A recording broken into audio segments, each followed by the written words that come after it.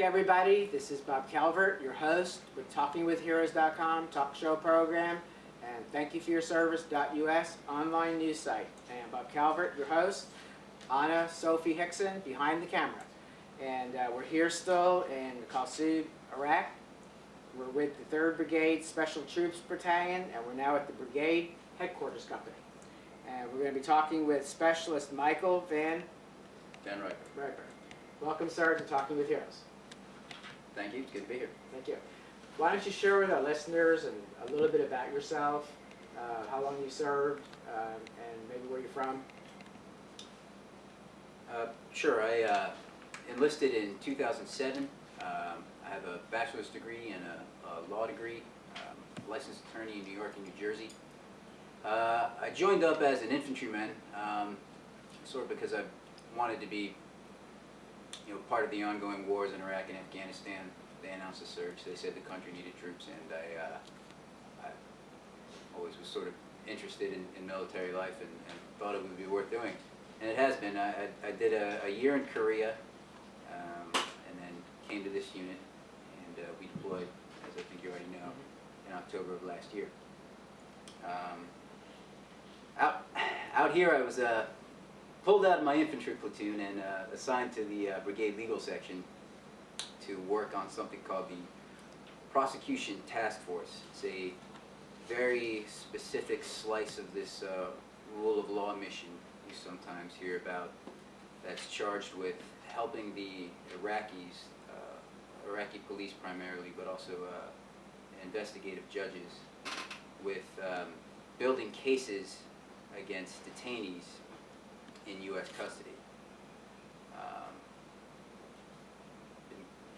Between 15 and 20,000 people arrested by United States and Iraqi security forces since the beginning of the invasion, and a huge spike during the surge, which I think was obviously successful, led to a dramatic reduction in violence. But of course, with U.S. forces on the way out, we obviously couldn't hang on to these people indefinitely. Had to start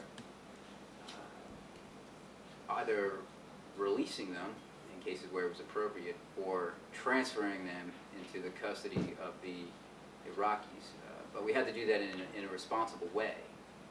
Couldn't just say, hey, here's a guy we picked up in 2006. We think he might have been involved with, I don't know, an IED attack somewhere.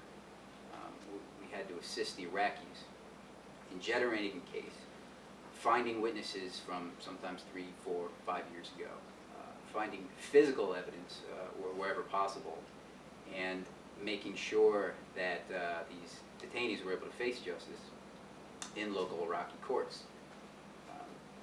There are some challenges there because of a lot of these arrests, of course, are driven by intelligence information, information that United States forces really can't share directly with their counterparts, even though we might like to, sources and methods, for example. So you have to find a way to work with the Iraqi police and judges to reproduce, in a sense, some of that intelligence information.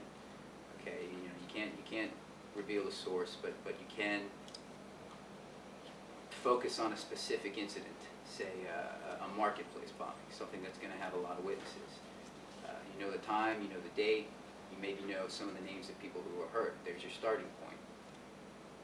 You provide that information to the IPs so they can get out, get on the streets, talk to the people, start generating witnesses, eventually generate arrest warrants, so that instead of 1, just cutting these guys loose, or 2, handing them over to an Iraqi judge with absolutely no evidence, you've handed over a detainee and the beginnings of a case, with the ultimate goal of successfully prosecuting them. And as you can see, that really hits on 2 missions: rule of law, it's building Iraqi capacity, and force protection too, because you don't want these. We've still got a year left here. We don't want these guys coming down here and just starting to shoot at us again. So that's pretty much the mission. We've seen tremendous progress. Even in the year I've been here, there's a knock on the Iraqi police sometimes that they're not really sure about what they're doing, or maybe they don't want to go out there and do stuff, and you do run into some of that reluctance. But you find more often if you keep engaging with them and maybe prodding them a little bit, but mostly making sure they have information they can work on, that they're willing to do that. Same thing with the judges. That's about the long and short of it. Okay. Well, I've mentioned this in previous interviews, but I noticed in Baghdad from when I was here in 2006, or actually before and after the surge, a huge increase in police in Baghdad. I mean, just about everywhere you go, you see their presence. Right. So that's one of the changes, obviously, that's happened. Yes, the number of police in Babel province and the surrounding provinces that make up the 330 has also increased dramatically. They've also, I guess you could call it bureaucratic improvements in a sense. They have federal police who answer to the Ministry of the Interior up in Baghdad instead of the provincial governor. It's sort of a division of labor that you see replicated in Western countries too, and that allows not just agencies that look at the same thing from different angles, but agencies that might be susceptible to pressure from certain quarters aren't. Provincial governors can pressure provincial police. Federal officials can pressure federal officials. Right. We see that at home too. You got a couple different agencies working, and someone can get the job done. So are most of the people who work out of this office attorneys like yourself? Well, actually, my office consists of me and civilian contractors, all of whom are either retired law enforcement professionals or just sort of taking a break, in the manner of speaking, to come over here and support the effort for a while. We've had former FBI agents, former ATF agents, detectives in local municipalities, DEA, various federal agencies. So basically what you're doing is you're kind of standing up your legal community right now. So when we leave, they can really run their area, right? That's exactly right. And once you actually get into the nuts and bolts of the Iraqi court system, you find that it's actually already functioning better than a lot of people might have necessarily thought. Again, the partnering and the engagement is what's really important. And with the judges, I won't say there's no need for mentoring, but there's less of one. It really is just about cooperating with them. What would you say to the American people in terms of continuing to support the effort? I mean, you'll all be going home soon, but there's still going to be people here from our military contractors continuing to work with the Iraqis.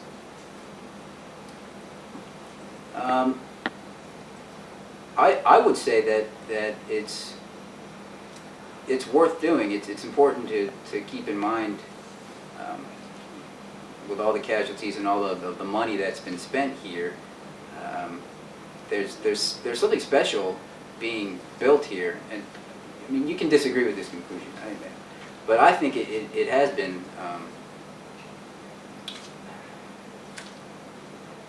Well, it is a close question, isn't it? Has it been worth the lives and all the money? I'll backtrack a little bit from that. I don't know, but there is something very special being built here, and there's definitely a better future for the Iraqis here now than there otherwise would have been. And our continuing efforts here are going to solidify those gains and expand them as well. I agree with you about the loss of life. I mean, you want to get everybody back, but one of the things we try to do is to bring the progress stories, and I've had Gold Star parents thanking me because they want to know that something good is coming out of this. Right. And that's what you're talking about. Right, absolutely.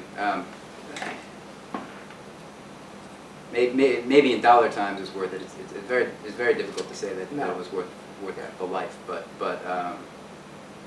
certainly the people who have given their lives haven't done so in vain. Right.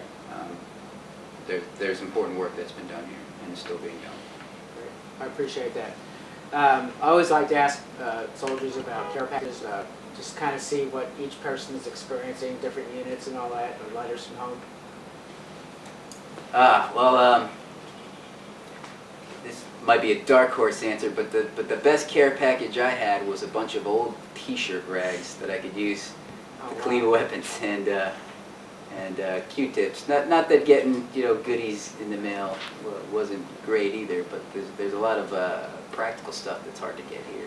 That when you get it in a care package, you think to yourself, ah, someone was really put some thought into this one, because I can definitely use this.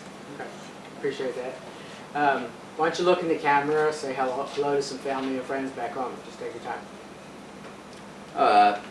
Hi, Mom and Dad, and Chuck, Claire and Tom, my brother and sister, Rachel, my youngest sister. You know, all my friends back in North Jersey, everyone at the old firm, Tressler. You know, hope you guys are all doing well, and I'll be back soon. Thank you. Thank you very much, sir. Thank you. Thank you for your service to our country. Thank you. Once again, folks, we're reporting here from Iraq, and we will be back with more on TalkingWithHeroes.com. Thank you very much.